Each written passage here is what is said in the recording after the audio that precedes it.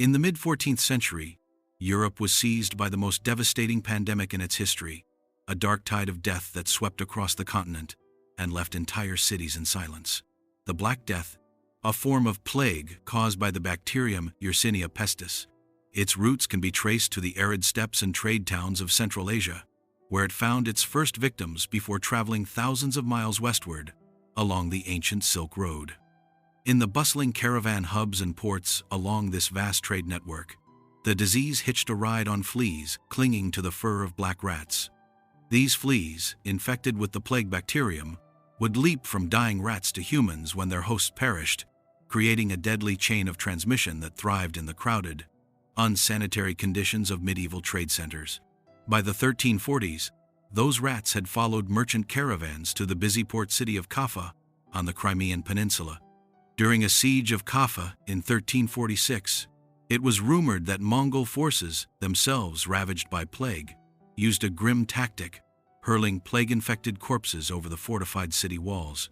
From this moment of desperation and horror, the disease entered the heart of Mediterranean trade. In October 1347, 12 Genoese ships fled Kaffa and sailed to the Sicilian port of Messina, carrying with them a silent, deadly cargo. When the ships docked, most sailors were dead or dying, and within days, the disease took root in Sicily's crowded port quarters. The city's authorities expelled the ships in terror, but it was too late. The plague spread rapidly, week by week, from Sicily into mainland Italy, first reaching Genoa and Venice by late 1347, then Florence, Pisa, and other Tuscan cities by early 1348. In Florence, chroniclers recorded the suddenness. Thousands died within weeks, and so many corpses lay in the streets that carts roamed daily to collect them. The wealthy fled to countryside villas, while the poor remained trapped in overcrowded tenements where the disease spread like wildfire. Credit systems collapsed as merchants died or fled, leaving debts unpaid and trade networks shattered. The disease moved north, crossing the Alps into France. By spring of 1348, it reached Avignon, then the seat of the Pope, where panic and prayers could not stop its advance. Here, the papal court witnessed clergy dying during Mass, and Pope Clement VI himself barely survived, spending months in isolation. Between two great fires that burned continuously in his Chambersa, desperate attempt to purify the air. It spread through Provence to Marseille, then westward across the Languedoc to Toulouse and Bordeaux.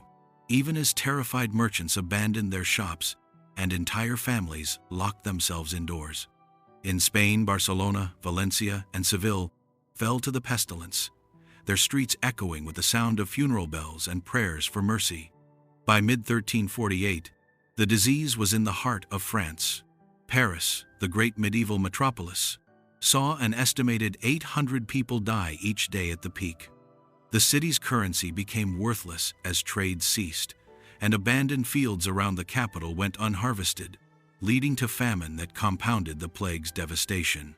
It then pressed northward, fanning out to Rouen, Reims, and the great cathedral cities, before surging into the Low Countries, Bruges, Ghent, and Antwerp.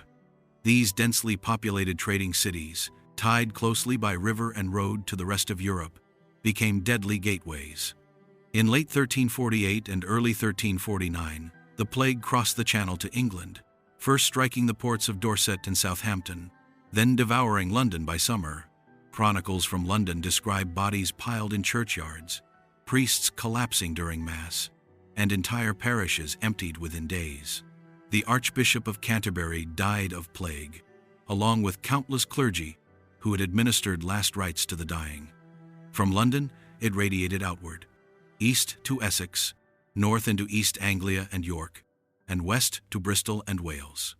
By autumn 1349, the plague was rolling into Scotland and then crossing to Ireland. Meanwhile, the pestilence advanced into the Holy Roman Empire. Strasbourg, Frankfurt, Cologne, and Hamburg watched as streets emptied, trade ground to a halt, and desperate authorities ordered processions and fasting in vain. It moved south into Austria, Bohemia, and Hungary, where kings and nobles, unable to protect their own households, saw monasteries emptied and villages abandoned. In 1350, the plague crossed into Scandinavia, sailing with grain ships from England to Norway. In Bergen, almost the entire population perished in months. From Norway, it reached Sweden and Denmark, striking cities like Stockholm and Copenhagen, then scattering into the countryside, where it emptied farmsteads and left fields fallow. Some parts of Poland, the Duchy of Milan, and remote alpine villages escaped largely unscathed, shielded by quarantine or isolation, but they were rare exceptions in a continent otherwise ravaged without mercy. Poland's relative immunity may have been due to its fewer trade connections and the royal decision to close borders early, while Milan's powerful Visconti family enforced strict quarantine measures, sealing infected houses with entire families inside. Week by week, the plague advanced with grim efficiency, feeding on human movement, merchants fleeing infected cities, refugees unknowingly carrying the disease to safer havens, and even pilgrims traveling to pray for deliverance. Climate played a crucial role in the plague's spread. Warm, humid conditions favored flea reproduction, while cold winters could temporarily halt transmission, only for the disease to resurge with spring's warmth. Few regions were spared. Even monasteries and convents, whose walls offered no true protection, saw entire communities wiped out. Rural villages were hit nearly as hard as cities. While they had fewer people, they lacked the resources to bury the dead or care for the sick, leading to corpses lying unburied in fields, barns, or cottages. In some regions, mortality rates reached 80%, while others suffered only 20% losses. Differences often determined by population density, sanitation, and the speed of local response. The plague's symptoms were as terrifying as its spread was relentless. The disease manifested in 3 deadly forms. Bubonic plague, the most common, caused painful, swollen lymph nodes, buboes in the groin, armpits, or neck, often blackened by internal bleeding, with death coming in 3 to 5 days. Septicemic plague infected the bloodstream directly, causing black spots to cover the skin as blood vessels burst, killing within hours. Most terrifying was pneumonic plague, which attacked the lungs, causing victims to cough bloody sputum that infected anyone nearby. With each breath, this form killed within 1 or 2 days and could spread directly from person to person without fleas. Victims first suffered sudden fever, chills, headache, and nausea. Stories circulated of people who went to bed healthy and died before dawn, of neighbors afraid to touch doors or share bread, and of mothers forced to abandon dying children to save themselves. Daily life turned upside down. Markets stood deserted, laws went unenforced, and traditional bonds of family and faith were tested to breaking. Chroniclers describe priests too afraid to administer last rites, family members refusing to bury their kin, and town officials collapsing from exhaustion or illness. In some places, mass graves were dug by the hundreds. In others, corpses rotted where they fell. Traditional burial rites were abandoned as bodies were thrown into pits without ceremony, violating centuries of Christian practice. The horror was compounded by confusion and superstition. Many blamed the plague on foul air or an angry god, leading to processions of flagellants who whipped themselves in the streets to atone for humanity's sins. Others accused Jews of poisoning wells. These baseless fears led to savage massacres and forced expulsions from cities like Strasbourg, Mainz, and Cologne, where entire communities were burned alive or driven away. The plague created a profound theological crisis. If God was just and merciful, why did infants die, while sinners sometimes survived? Why did prayers and processions fail to stop the pestilence? Traditional explanations of divine punishment for sin seemed inadequate when entire holy communities perished. This crisis of faith led some to embrace mystical movements and heretical sects that promised more direct relationships with God, while others fell into despair or turned to hedonistic pleasure-seeking, reasoning that if death was inevitable, they might as well enjoy their final days. Personal accounts from survivors reveal the human cost beyond statistics. Giovanni Boccaccio wrote of families torn apart, with parents abandoning children and spouses fleeing from each other.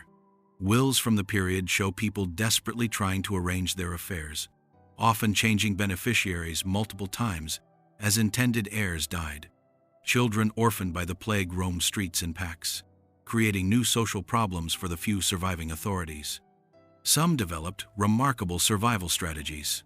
Families in Italian cities learned to seal their houses completely, living off stored food for months, while others fled to isolated monasteries that became refuges for the healthy. By 1351, the worst wave of the Black Death began to subside, having killed an estimated 25 to 30 million people in Europe, between one-third and half of the population, while also devastating North Africa and the Middle East. The initial wave had been the deadliest, but the plague returned in new outbreaks every decade or so. 1361, 1369, 1374, and onward for centuries, each time taking tens of thousands more, though never again with the same savage intensity. These recurring outbreaks prevented demographic recovery, with some regions taking 150 to 200 years to return to pre-plague population levels. The consequences were profound and far-reaching. Entire monasteries stood empty, great estates struggled to find laborers, and surviving peasants demanded higher wages or better living conditions, undermining the feudal system that had governed Europe for centuries. Labor shortages led to technological innovations, as survivors sought ways to accomplish work with fewer hands. Water mills, improved plows, and mechanical devices became more common. Cities passed laws to limit wages and control prices, but shortages of craftsmen and farmhands shifted power slowly toward common people. The massive death toll disrupted traditional inheritance patterns, with some families accumulating vast wealth as distant relatives died, while others lost everything. New merchant classes emerged to fill the vacuum left by dead commercial families. The Catholic Church, unable to stop the plague or explain it, saw its authority weakened. Many turned to personal piety, mysticism, or even despair. The loss of so many clergy who had died administering to plague victims created a crisis of religious leadership that lasted generations. Art and literature took on darker, more somber themes. Images of dancing skeletons, rotting corpses, and the dance of death reminded all of life's fragility. Stories passed down spoke of a time when death was a daily companion, when bells tolled constantly, and when hope itself seemed to flicker and fade. The plague's impact extended beyond Europe's borders. In the Islamic world, Damascus, Baghdad, and Cairo suffered massive losses, disrupting trade routes and weakening Islamic kingdoms. Asian regions experienced similar devastation, with some Chinese provinces losing half their population. This global impact reshaped international trade patterns and political balances for centuries. From the glittering palaces of Avignon to the merchant houses of Bruges, the towers of Florence, the markets of London, the fjords of Norway, and the rural villages of Hungary and Spain, the Black Death left no corner of Europe untouched. It reshaped society, tore apart families, changed economies, and burned the memory of unimaginable suffering into Europe's collective soul. The demographic catastrophe would drive later European expansion and colonization, as labor shortages and economic disruption motivated exploration of new lands and resources. Even centuries later, the fear of plague haunted generations, and the mark it left can still be felt today as a stark reminder of humanity's vulnerability before forces beyond its understanding. This is the story of the Black Death, not merely a medieval tragedy, but a sweeping weeks to months-long catastrophe that, in its relentless advance from Asia to the furthest edges of Europe, turned cities to graveyards, tested faith and reason alike, and changed the course of history forever. No pandemic before or since has so completely transformed the fabric of human civilization, leaving scars that would shape the modern world's emergence from medieval darkness.